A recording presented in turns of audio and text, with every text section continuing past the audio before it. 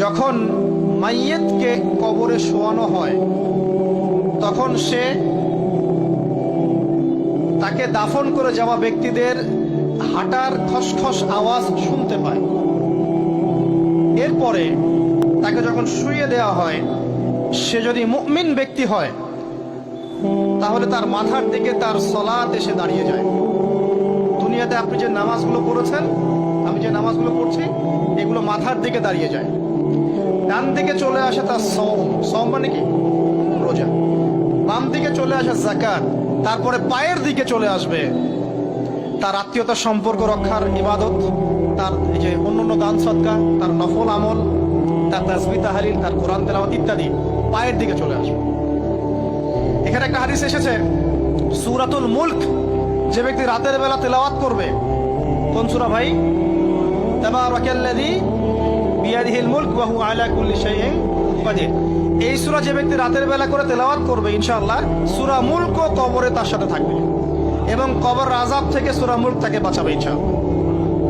আমি বুঝাচ্ছি যে কি অবস্থাটা হবে। এবার দুজন ফেরেশতা মাথার দিক থেকে আসবেন, আসতে চাইবেন, সালাত বলবে এখান দিয়ে আসা যাবে না, এদিক দিয়ে আসা যাবে না। ডান দিক দিয়ে আসতে চাইবেন, এদিক দিয়ে আসা যাবে না। বাম দিক দিয়ে আসতে চাইবেন, যাকাত বলবে এদিক দিয়ে আসা যাবে না। পায়ের দিক দিয়ে আসতে চাইবেন, আমলগুলো বলবে এদিক দিয়ে আসা যাবে না। তারপরেও তারা আসবেন, চোখগুলো হবে নীল এবং কালো বর্ণের, নীলাভ চোখের, কালো। মুনকার নাকি? উঠে বসিয়ে দেওয়া হবে। এবার তিনটা প্রশ্ন। প্রথমে প্রশ্ন হচ্ছে কি, মান রব্বুক, তোমার রবকে? তখন মুমিন বান্দা বুক ফুলিয়ে বলবে রব্বি আল্লাহ, আমার রবকে আল্লাহ। পৃথিবীতে যে ব্যক্তি আল্লাহর সাথে শিরিক করে নাই, আল্লাহ তাওহীদের উপর থেকেছে এবং তার উপরে মৃত্যুবরণ করেছে, ইনশাআল্লাহ সে ব্যক্তি এর উত্তর নির্দ্বিধায় দিতে পারবে ইনশাআল্লাহ। আর দুনিয়াতে যে বা যারাই আল্লাহর সাথে শিরিক করবে, আল্লাহর সাথে শিরকের পাপে লিপ্ত হবে, ওই অবস্থায় মারা যাবে, তাওহীদের উপর থাকবে না, কোশ্চিন কালেও মান রব্বুক উত্তর দিতে পারবে না। তারপরে প্রশ্ন হয়ে যাবে মা দীনুক, তোমার দিন কি ছিল? মুমিন বান্দা উত্তর দিবে কি? দীন ইসলাম, আমার দিন ছিল ইসলাম।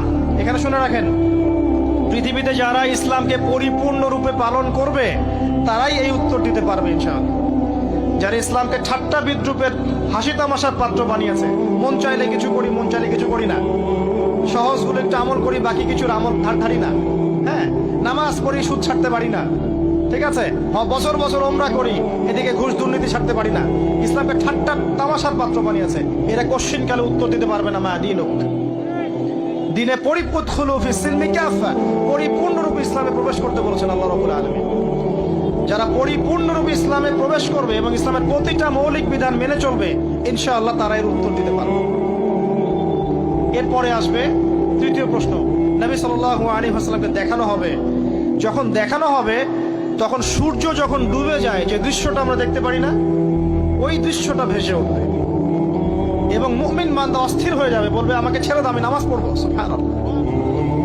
তার কারণ তার কাছে মনে হবে যে আসরের ওয়াক্ত হয়ে গেছে, আসরের ওয়াক্ত হয়ে গেছে, আসরের ওয়াক্ত চলে যাচ্ছে, আমাকে নামাজ পড়তে হবে। চিন্তা করেছেন?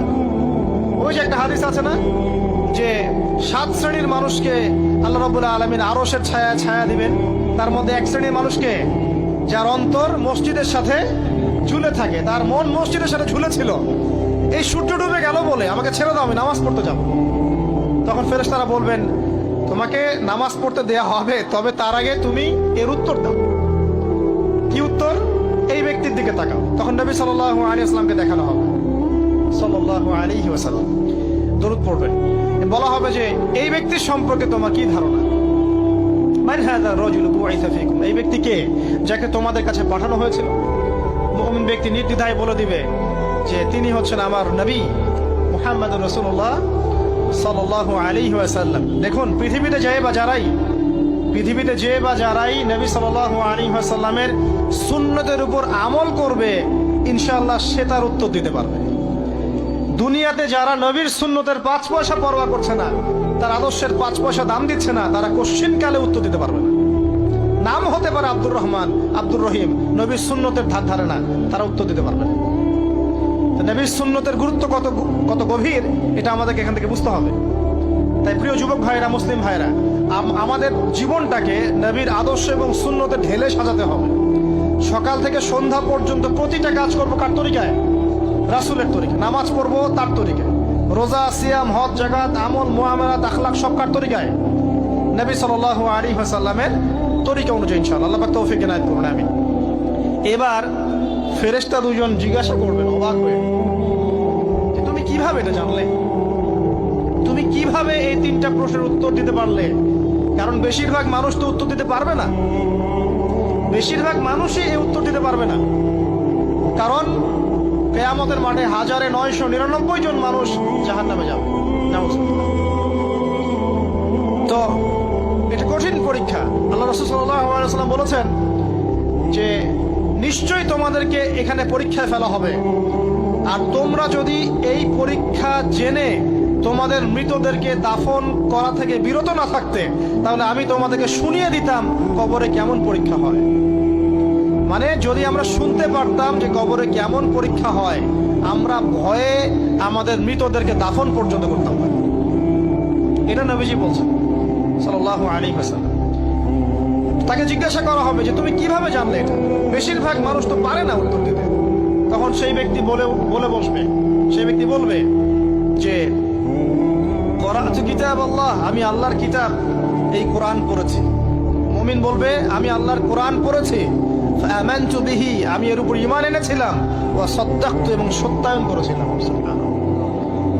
অতএব দুনিয়াতে যারা দ্বীনের জ্ঞান অর্জন করছে না, কোরআন পড়ছে না, হাদিস পড়ছে না, পড়াশোনার চেষ্টা করছে না, জানার চেষ্টা করছে না, কবরে পার পাওয়া ডিফিকাল্ট আছে। এটা একটা অন্যতম প্রশ্ন। আমরা কিন্তু মনে করি তিনটা প্রশ্ন হচ্ছে, আসলে প্রশ্ন হচ্ছে কয়টা? 4টা। তিনটার পরে আরো একটা এক্সট্রা। কিভাবে জানলে? তখন উত্তর দিচ্ছে আমি আল্লাহর কিতাব পড়েছি, ঈমান এনেছি,